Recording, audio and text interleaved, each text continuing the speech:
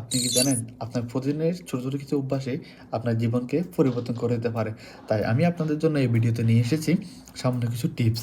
তো আপনি যদি এগুলো মেইনটেইন করে চলতে পারেন, অবশ্যই আপনার লাইফটা পুরোপুরি চেঞ্জ হয়ে যাবে। আসসালামু আলাইকুম। কি অবস্থা, সবাই কেমন আছেন? আশা করি সবাই ভালো আছেন। আলহামদুলিল্লাহ, আপনাদের দোয়ায় আমিও ভালো আছি। আমি তহিদুল হাসান।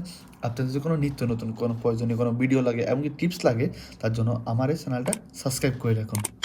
নাম্বার 1, আপনি যাই ভাবেন আপনি তাই হয়ে ওঠেন। কারণ আপনার চিন্তা ভাবনা আপনার ভবিষ্যৎ তৈরি করে। আপনি যদি সবসময় নেগেটিভ চিন্তা করেন, তাহলে আপনার নেগেটিভ প্রভাব ফেলবে সে কাজে। আর আপনি যদি পজিটিভ চিন্তা করেন, তাহলে আপনার কাজে সেই প্রভাব ফেলবে। কিন্তু আপনি পজিটিভ চিন্তা করলে আপনার কাজ, সিদ্ধান্ত সব কিছু বদলে যাবে। নাম্বার 2, আপনার সময়। আপনার সময় হলো সবচেয়ে বড় সম্পদ। টাকা হারালে টাকা পাওয়া যায়, কিন্তু লাইফ থেকে যদি একটা সময় চলে যায়, ওই সময়টা কখনো ফেরত আসে না।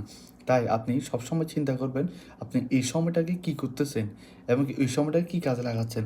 তো আপনি যদি সময়টাকে চিন্তা করেন, কাজে লাগান, তাহলে আজ থেকে 5টা বছর পর আপনি কোথায় যাবেন, ওই সময়টা আপনি নির্ধারণ করতে পারবেন।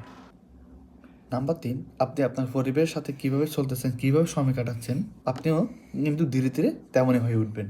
তাই আপনি সবসময় চেষ্টা করবেন পজিটিভ, সফল এবং মোটিভেটেড মানুষের সাথে চলাফেরা করতে। নাম্বার 4, ছোট অভ্যাস বড় পরিবর্তন আনে। আপনি যদি প্রতিদিন 10 মিনিট বই পড়েন, 10 মিনিট এক্সারসাইজ করেন, এগুলো ছোটো ছোটো অভ্যাসে কিন্তু আপনার বড় পরিবর্তন আনে। নাম্বার 5, ব্যর্থতা সফলতার অংশ। অনেকেই ব্যর্থ হয়ে কিন্তু থেমে যায়। সবথেকে সত্য হলো ব্যর্থতার পিছনে সফলতা রয়েছে। তাই প্রতিটা মানুষের ব্যর্থতার পরে সফলতা হয়েছে। তাই আপনিও ব্যর্থ হয়ে কখনো নিরাশ হবেন না। ইনশাল্লাহ সফলতা অবশ্যই আসবে।